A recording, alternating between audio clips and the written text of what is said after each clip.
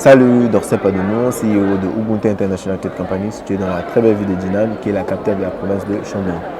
Dans cette vidéo, je vais vous expliquer pourquoi faire du business avec la Chine. Donc d'abord, on doit comprendre que la Chine est actuellement le centre du monde. La Chine, c'est le marché du monde. La Chine, c'est l'usine du monde. C'est la factory, comme on dit en anglais, China is the world factory.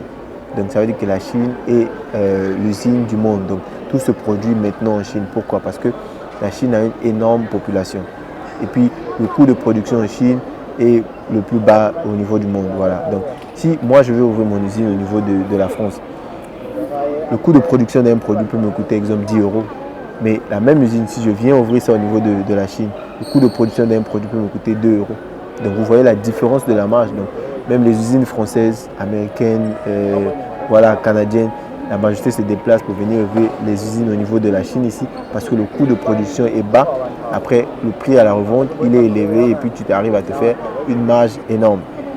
Donc ça se fait au niveau de la Chine, c'est possible. Maintenant, il y a un autre truc aussi qu'il faut comprendre. Les Chinois vous permettent, si vous n'avez pas la possibilité de pouvoir ouvrir une usine au niveau de la Chine, les Chinois vous permettent de pouvoir mettre les stems, genre personnaliser les produits chinois. Donc je vais prendre un exemple simple, comme les chargeurs. Si vous voulez personnaliser les chargeurs, vous voyez quand vous allez dans une boutique d'électronique, vous allez voir, vous voulez un chargeur iPhone, vous allez voir, il y a peut-être 10, 15, 20 différents packages, cartons de chargeurs, différents designs. Mais après, à la fin, c'est le même chargeur iPhone qui est à l'intérieur. Donc, vous dites non, ça c'est telle marque, ça c'est telle marque. L'autre dit non, la marque là est plus que la marque là. Mais sur 80 ou 95% des cas, c'est les mêmes chargeurs, c'est le même câble. C'est la même usine de fois qui a produit ça. Mais après, c'est juste le branding maintenant. L'extérieur, le box, genre le carton, le design. Donc, je ne sais pas si on se comprend. Donc, c'est le design qui fait la différence. Donc, de plus tu designes ton carton, il est très joli. Il look expensive, comme on dit. Genre, ça ressemble à un truc cher. Donc, ça veut dire que c'est un truc de valeur. Donc, tu designes vraiment, tu mets de beaucoup sur le packaging. Voilà, quand tu arrives à bien packager ça, le même câble de iPhone ou d'Android que tout le monde achète à 1000 francs ou encore 2 euros, toi tu es capable de pouvoir revendre ça à 5000, 6000.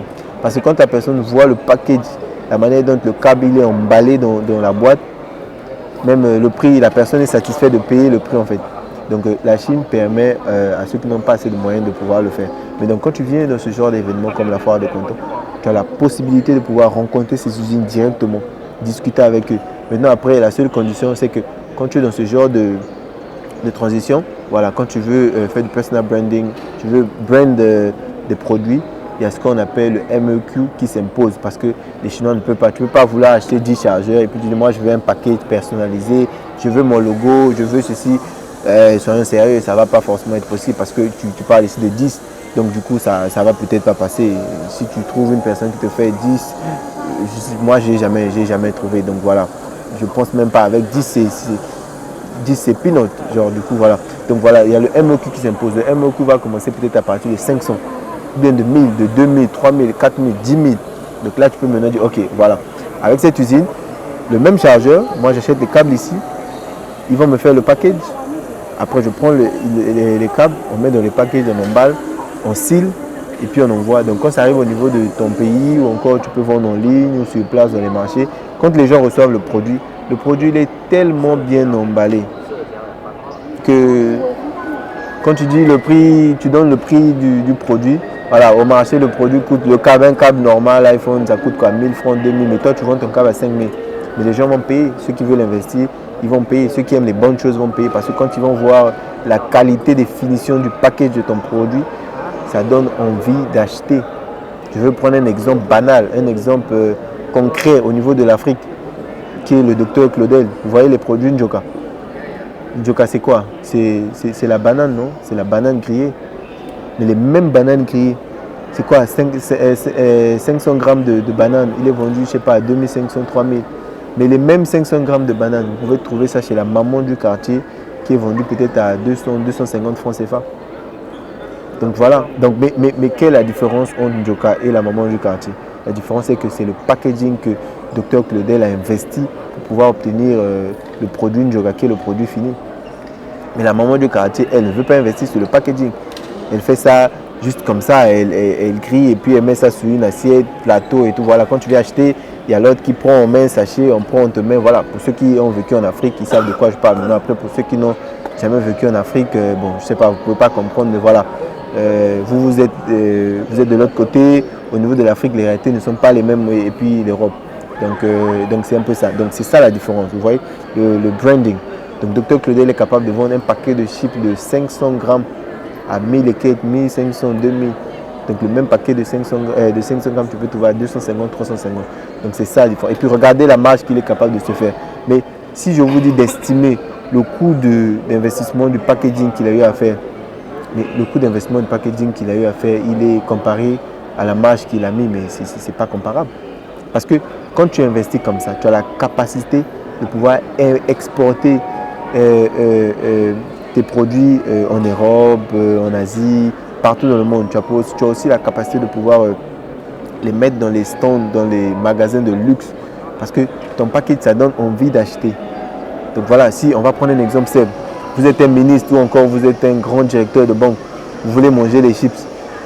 Vous êtes quand même une personnalité. Vous n'allez pas descendre d'une très belle TX ou encore une Range Rover pour acheter des trucs de 100 francs, 200 faits à la main comme ça avec un sachet et puis vous êtes en veste. C'est bien, oui. Je ne dis pas qu'il ne faut pas le faire. C'est bien, mais après, quand on va aller dans la propriété, c'est pas hygiénique en fait. Donc du coup, par contre, quand tu as un paquet comme un Njoka, mais c'est un truc que tu peux même avoir ça dans ton bureau. Il est stocké là dans ton bureau. Tu veux un Njoka, tu ouvres, tu prends le Njoka, tu manges. Mais c'est propre. C'est propre, c'est ça en fait. Donc si vous arrivez à comprendre ce que je fais ici comme différence ici, c'est le même produit, il peut juste être remballé, redesigné et puis vendu. Donc c'est vraiment ça, c'était vraiment l'objectif de cette vidéo, pour pouvoir vous éclaircir sur ce point. Avec la Chine, c'est possible. Ce genre d'événement, quand vous participez à ce genre d'événement, vous avez la possibilité de pouvoir rencontrer des usines qui font ça, sur des produits dans lesquels vous êtes déjà. Donc moi, je suis dans la vente des écouteurs, je suis dans la vente de quoi? Tout ça sont des packages que tu peux repackager. Ou encore, ça c'est une très bonne idée de business, je vais même rajouter ici dans cette vidéo. Si vous êtes en Afrique, vous voyez, il y a quoi? Il y a énormément de trucs qu'on doit packager. Il y a quoi? Il y a des arachides, il y a des bonbons, il y a énormément de choses. Il y a la mangue, il y a énormément de choses à packager en fait. Après, si personne ne veut le faire, on va faire quoi? On va continuer à faire ça. Mais après, celui qui va venir le faire, celui qui va s'imposer sur cette lignée, va pouvoir se faire énormément d'argent. En Chine, vous allez trouver ici, dans les supermarchés en Chine, vous allez tout trouver. Tout est packagé. Tout est emballé. Je dis bien tout est emballé. De l'eau, des bonbons, les biscuits, la mangue séchée, l'arachide bouilli, l'arachide sec.